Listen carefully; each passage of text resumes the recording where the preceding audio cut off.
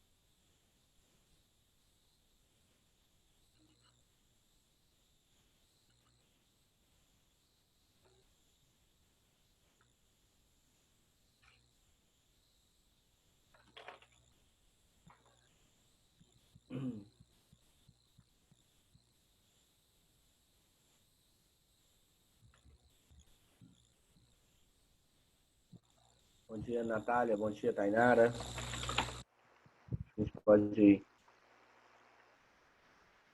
Espera um pouquinho.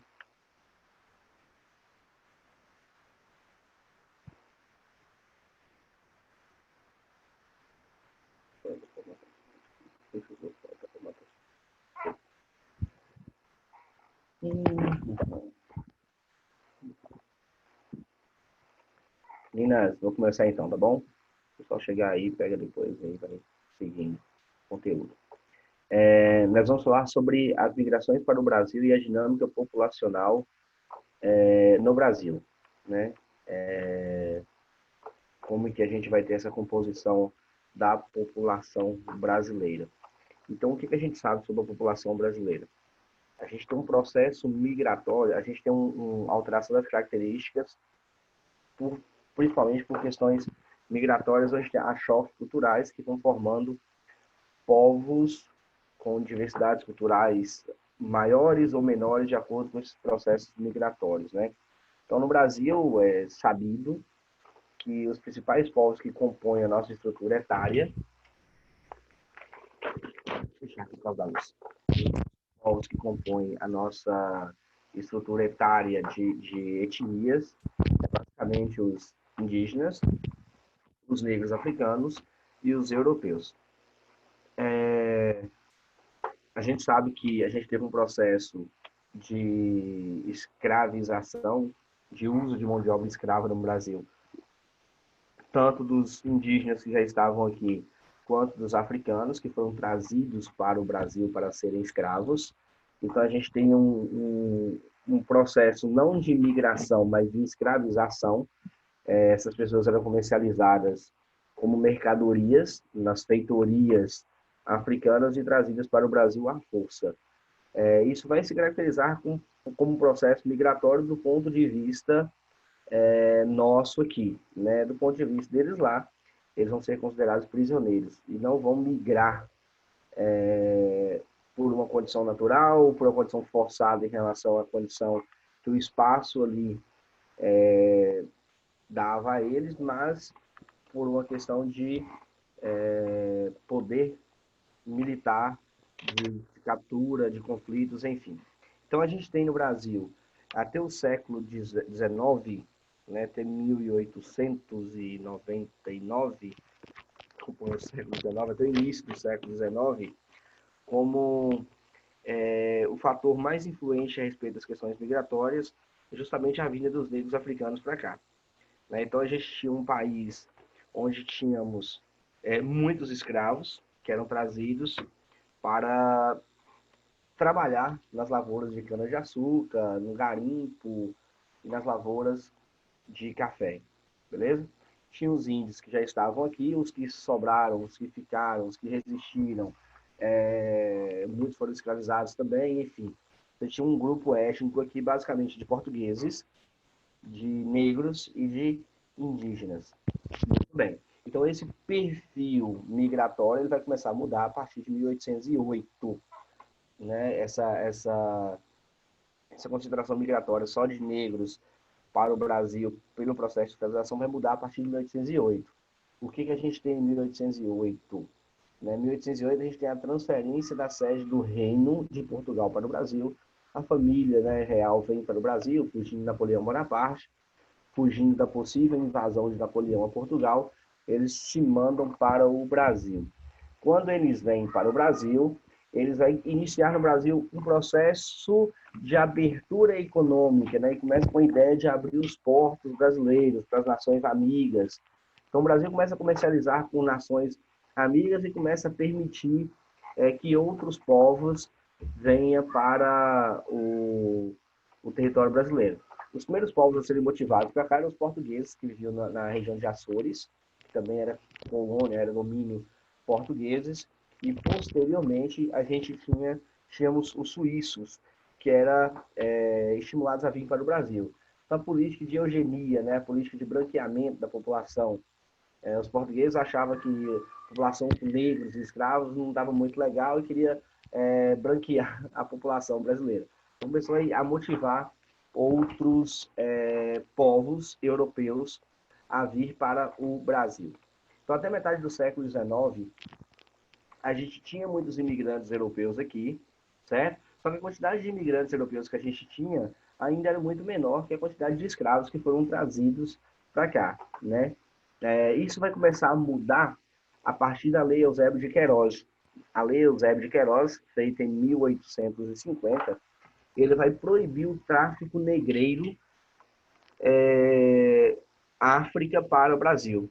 Lembrando que essas leis abolicionistas que foram criando no Brasil não foram criadas as leis em tempos, né? A gente tem a Lei Eusébio Queiroz depois da abolição, só que não vai resolver o problema da escravidão no Brasil de imediato, mas vai mudar o nosso perfil migratório. Por quê? Porque a partir do momento que você tem os escravos sendo proibidos de vir, de ser comercializados aqui no Brasil, você tem a necessidade de suprir o vácuo dessa mão de obra. Né? Lembrando que a expectativa de vida era muito baixa e esses escravos que trabalhavam nas fazendas tinha necessidade de reposição de tempos em tempos, né? Por conta da condição de vida, expectativa de vida, enfim. E o detalhe é o seguinte, a lei de Eusébio de Queiroz vai diminuir esse fluxo de escravo para cá. Então, o vácuo que isso vai deixar vai ser coberto, ou vai tentar cobrir esse vácuo de mão de obra a partir da atração de imigrantes para o Brasil. Depois da lei Eusébio de Queiroz, a gente tem a lei de abolição da escravidão.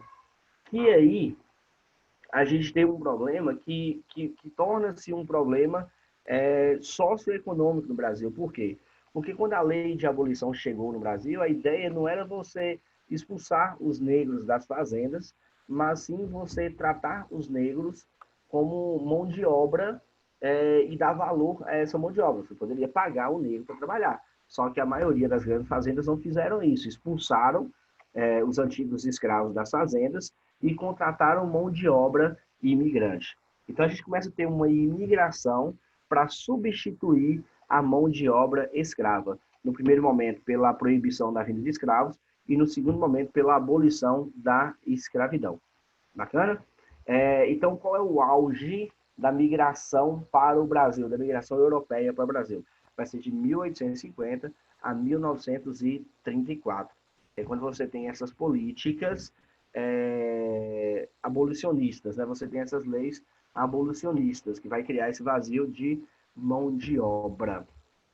Muito bem. Por que esses imigrantes vinham para o Brasil? Né? Aí é importante a gente ter essas concepções bem formadas na cabeça da gente. Quando a gente fala de um processo migratório, seja para onde for, você tem ou um fator que vai atrair as pessoas, ou um fator que vai expulsar as pessoas de determinados lugares. No caso da Europa, você tinha fatores de dois viés, tanto repulsivos quanto atrativos. As pessoas na Europa, eles eram aliciados a vir para o Brasil, com pagamento da viagem feito pelas fazendas, feita pelo governo, que chegariam aqui, teriam terras para trabalhar, tal. Só que eles não tinham noção de que as terras não seriam deles, né? E que a condição de trabalho não era condições tão favoráveis ao desenvolvimento. Lembrando que essas concepções organizacionais na Europa era de liberdades, de economia, de liberalismo. Você já tinha uma influência do pensamento iluminista na Europa, você já tinha as ideias na Europa de desenvolvimento. Né? A gente está falando de uma Europa que já está se industrializando, né, no século XIX. Já é 100 anos após a primeira Revolução Industrial, já está na segunda Revolução Industrial na Europa.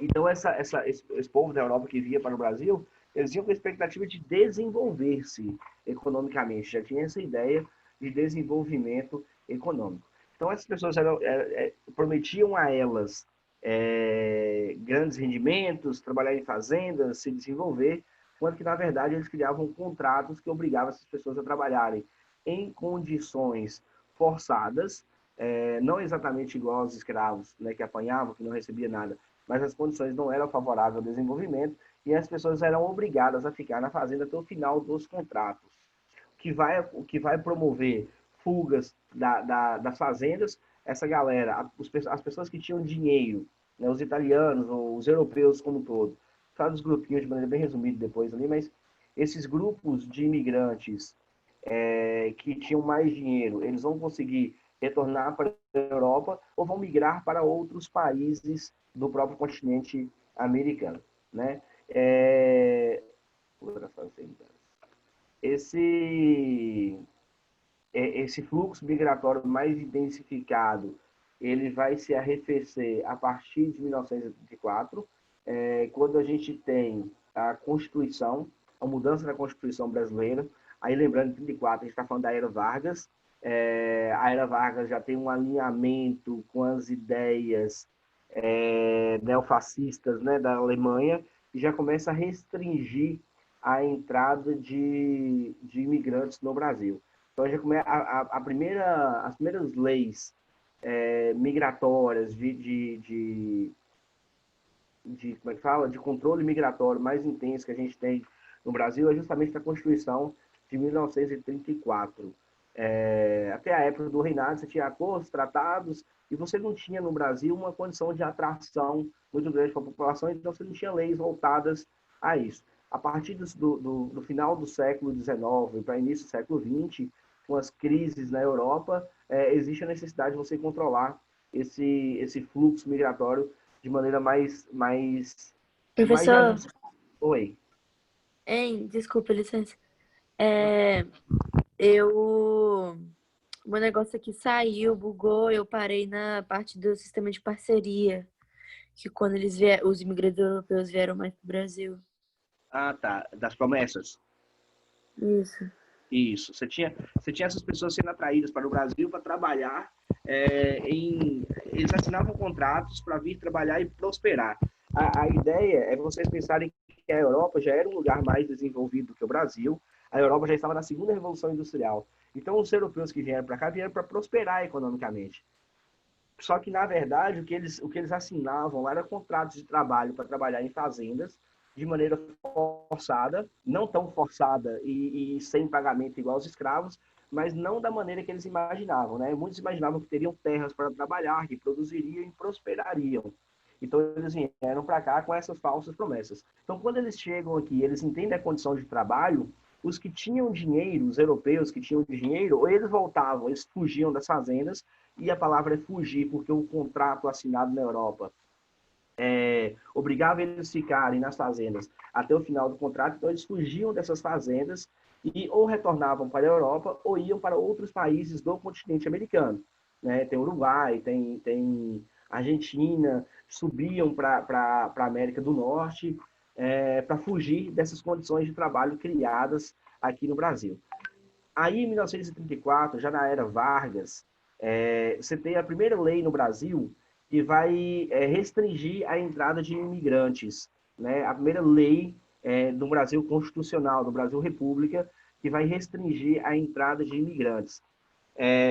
O Vargas tinha um alinhamento com as ideias neofascistas na Alemanha e tinha essa ideia de nacionalismo. Né? Então, controlar essa entrada de imigrantes faz parte dessas ideias neofascistas, ultranacionalistas.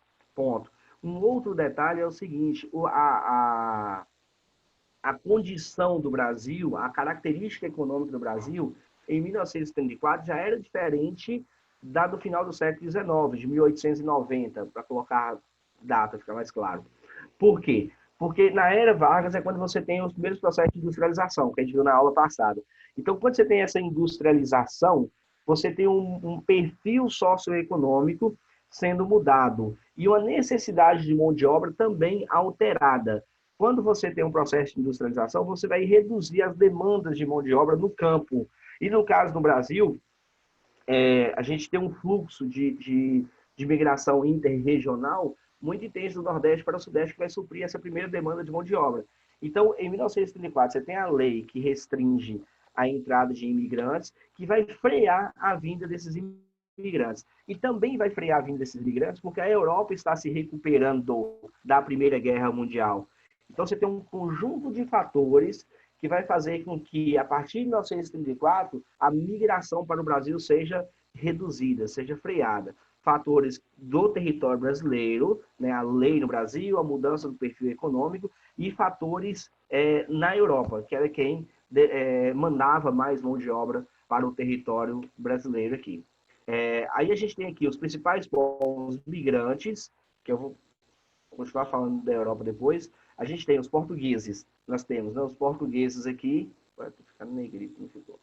Os portugueses, que de 1500 a 1808, a gente está falando de um Brasil república, 1808 a família real, essa galera não tinha restrição, era o único povo que não tinha restrição para entrar e sair do Brasil. Os outros povos tinham poucas restrições, certo? Mas os portugueses não tinham nenhum. Então, os portugueses é o maior grupo de imigrantes para o Brasil por conta de o Brasil ser uma colônia de Portugal.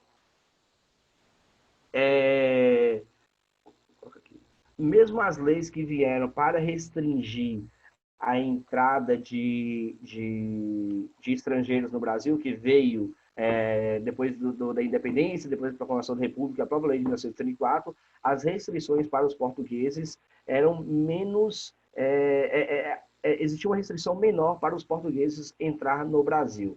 A gente vai ver que o fluxo migratório atual tem uma dinâmica um pouco diferenciada e não considera mais essa questão de etnia, de povos, e sim a questão do desenvolvimento econômico do país, que a gente fala na próxima aula sobre os fluxos migratórios globais, brasileiros e globais, né, dentro do Brasil. Depois a gente tem o grupo de italianos que vieram para o Brasil. Tá.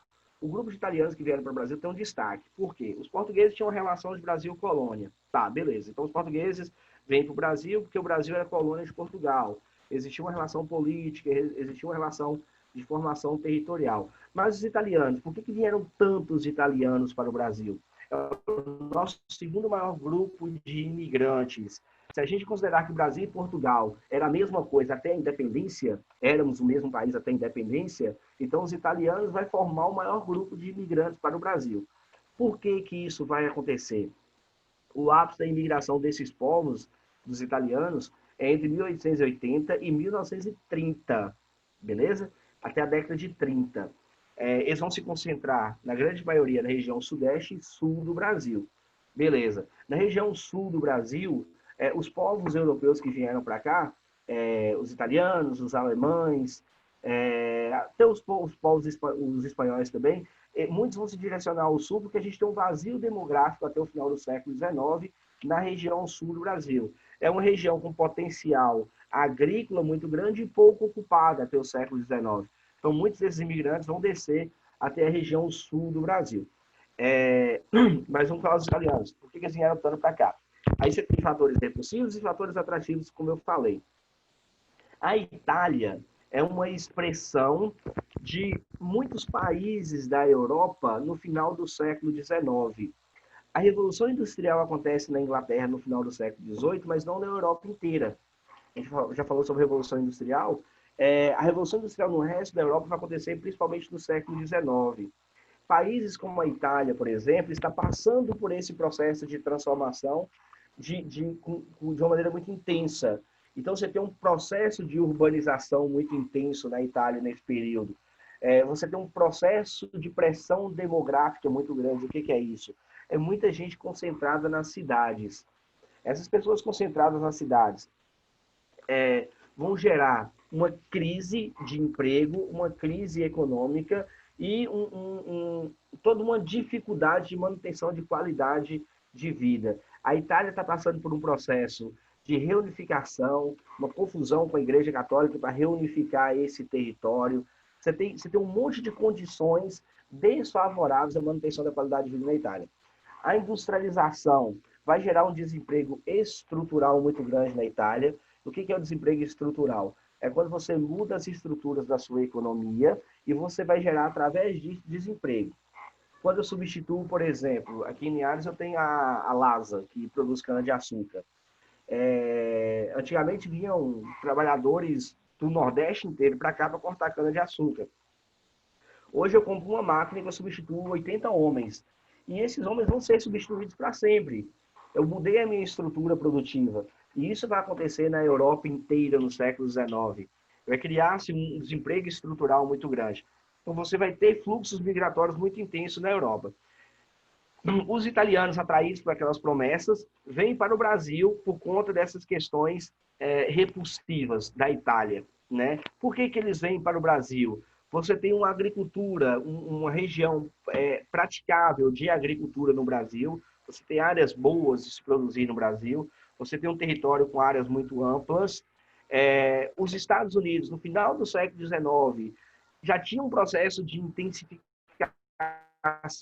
da migração muito grande.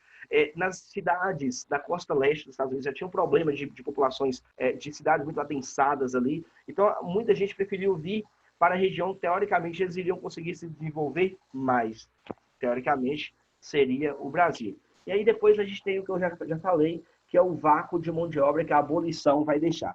Então, teoricamente, os italianos vêm para o Brasil para prosperar, progredir, porque na Itália não tem um ambiente favorável, eles chegam aqui e não acham esse ambiente tão favorável quanto eles imaginavam. Obviamente que essa galera vai se juntar à população brasileira e vai conseguir se desenvolver depois de um período, né? Quando a nossa economia vai mudando de características, essa galera da Europa vai se encaixando nesse perfil nosso e vai ajudar a compor a população que a gente tem hoje. Os outros grupos, né, de povos que a gente tem no Brasil são os espanhóis, que é o terceiro maior grupo de imigrantes no Brasil, apesar de serem subestimados. Toda vez que a gente fala de imigrantes no Brasil, a gente lembra de italiano, alemão, japonês, dificilmente lembramos de espanhóis, mas é o terceiro maior grupo de imigrantes para o Brasil e também vieram para trabalhar nas lavouras de café, na região sudeste do Brasil. Depois a gente tem os alemães, que é o quarto maior grupo de imigrantes, e ocupam principalmente a região sul do território brasileiro. Os japoneses, o primeiro navio de japoneses chega no Brasil em 1908, eles vão se concentrar muito na região sudeste, na região do Mato Grosso e na região norte, para a região do Mato Grosso, sudeste e região norte, esqueci de colocar. Região norte do Brasil. Região norte. Os japoneses introduziram no Brasil o plantio de pimenta do reino, né? Isso é muito interessante. Então, assim, a gente tem essa galera toda no Brasil, chegando no Brasil em demográfica, econômica, está passando por um processo de transformação. Então, eu falei até 1934, a gente tem uma dinâmica uma dinâmica migratória mais intensa. A partir de 1934, essa dinâmica migratória vai diminuir. É como se a nossa população hoje fosse o resultado dessa dinâmica migratória até 1934, que daí para cá a população vai se desenvolver com essa matéria-prima que a gente tem.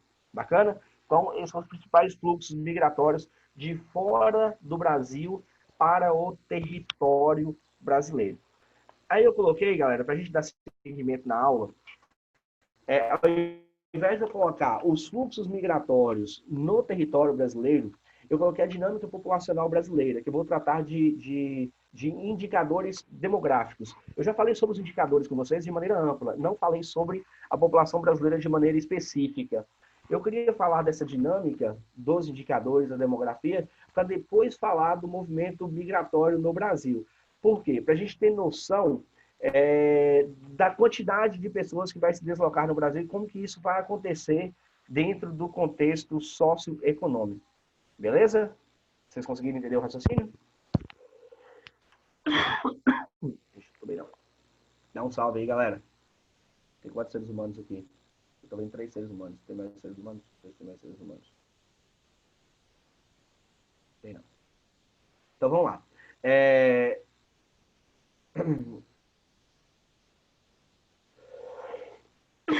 Então vamos lá. Então, até 1940, eu tenho uma população brasileira com crescimento pouco significativo devido às altas taxas de natalidade e mortalidade. Ou seja, o crescimento mais expressivo que eu tenho na minha população, onde eu quebro a lógica, né, do crescimento vegetativo, é esses fluxos migratórios que vai acontecer até a década de 30. Né? Só que, por mais pessoas que a gente tem chegando no Brasil, a gente tem em torno aí de 10 milhões de pessoas chegando no Brasil, é uma população relativamente grande, só que muito menor do que nos Estados Unidos, por exemplo, que esse número chega a 40 milhões de imigrantes. O que vai influenciar mais no contingente populacional de um país sempre vai ser o crescimento vegetativo. Sempre vai ser as taxas de natalidade e as taxas de mortalidade. E tem um país até a década de 30 que eu recebo muitos imigrantes, só que o tamanho dessa minha população ele não vai alterar de maneira tão significativa. Por quê? Porque a minha população ainda tem taxas de natalidade e mortalidade muito elevadas. Mesmo que essa população chegue da Europa, que é um lugar mais desenvolvido, as condições de vida que eu tenho aqui no Brasil não são tão favoráveis quanto da Europa. Né? Na Europa, apesar da condição urbana já ter sido modificada, alterada, comprometida pelo contingente populacional, lá eles já tinham uma expectativa de vida maior do que aqui.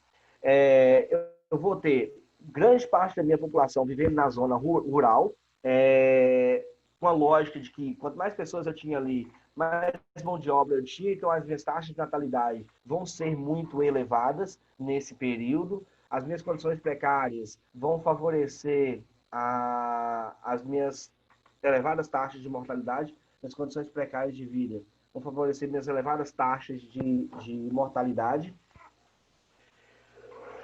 A partir de 1940, eu começo a ter o controle das doenças, eu começo a reduzir as minhas taxas de natalidade, minhas taxas de mortalidade, eu começo a ter aí sim a explosão demográfica da população brasileira. Eu começo a ter um número total de população crescendo de maneira muito intensa, não motivada pela imigração, mas motivada pela minha transição demográfica, né, pela redução das minhas taxas de mortalidade e a manutenção das minhas taxas de natalidade elevada.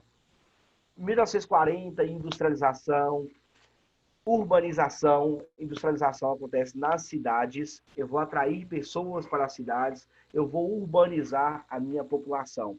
A partir de 1940, eu começo a ter no Brasil uma transição de população rural para população urbana, o que vai melhorar a minha qualidade de vida e vai fazer essa população crescer. Né? Então, entre 1940 e 1970, eu tenho a mais expressiva redução de taxas de mortalidade e o maior crescimento da população brasileira. Nesse período de 30 anos, a minha população vai mais que dobrar. Né? Eu tenho um país aí com 40 milhões de pessoas em 1940 e com mais de 90 milhões de pessoas em 1970. Então, vai acontecer essa explosão demográfica no Brasil. Aí eu começo a ter aqueles pensamentos demográficos neomalthusianos e reformistas que a gente falou um tempo atrás. Os neomalthusianos vão acreditar que essa condição de pobreza vai fazer com que o Brasil tenha uma condição de miséria diretamente proporcional, quase que natural. Os reformistas vão falar que não, que a condição de taxa de natalidade elevada é por conta da pobreza, e aí já começa já uma dicotomia no pensamento político brasileiro, começa desde a década de 70. E é nessa época mesmo que a gente tem esses partidos políticos, ideologias diferentes no Brasil, motivado por essas análises de perspectivas socioeconômicas, né? Muito bem. Mas o fato é que, de maneira natural ou não, a partir da década de 60, as taxas de fecundidade no Brasil elas começam a ser reduzidas, né? Isso pode ser atribuído à inserção da mulher no mercado de trabalho, pode ser atribuído à possibilidade de planejamento familiar, métodos contraceptivos, entre outros. O fato é que, demograficamente, a gente tem uma população hoje no Brasil que ela para de crescer, né? O Brasil ele tem uma taxa de fecundidade hoje em torno de 1,8 filhos por mulher, 1,7 filhos por mulher hoje. Não, 1,8 aqui. 1,8 filhos por mulher. Ou seja, com essa taxa sendo menor que 2,1, a nossa população vai entrar no estágio de decrescimento, né? Vai decrescer, ou seja, a nossa população tende a, nos próximos anos, não mais continuar aumentando o número absoluto de pessoas, mas sim diminuir o número total e absoluto de pessoas. Então, dentro dessa lógica de transições demográficas, que aí, podia ter falado hoje, já sobrou tempo, achei que não ia sobrar tempo, não. Que aí a gente vai falar das dinâmicas migratórias no Brasil e no mundo. Só para eu ganhar 3 minutinhos da aula de amanhã, qual é a lógica da dinâmica migratória para o mundo e para o Brasil? Até o século XIX, o mundo inteiro, praticamente, recebeu imigrantes europeus. A gente vai perceber que existe um sentido do fluxo migratório de saída da Europa muito grande até o século XIX. Por que isso vai acontecer? Fatores históricos, né? Você tem as grandes navegações, que vai descobrir novas terras, a galera vai colonizar o mundo inteiro. Depois a gente tem a industrialização dos outros países, a condição da Europa não sendo mais tão favorável por conta do contingente populacional e os recursos disponíveis no continente europeu, a gente começa a ter fluxos migratórios em direção a outros países saindo da Europa. A partir do século XIX, com a industrialização intensificada e as ideias de países desenvolvidos e subdesenvolvidos, a gente começa a ter esses sentidos migratórios alterados, que a gente fala na aula de amanhã. Beleza, galera? Faltou uns minutinhos para a aula de hoje ainda, mas para não ficar muito cansativo, eu vou encerrar por aqui. Por que você fez isso? Aí. Meninas, tem alguma perguntinha sobre esse conteúdo aqui?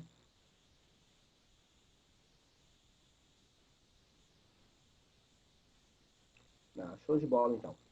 Pessoal, então na próxima aula a gente fala sobre os fluxos migratórios internacionais e os fluxos migratórios internos no Brasil, tá bom?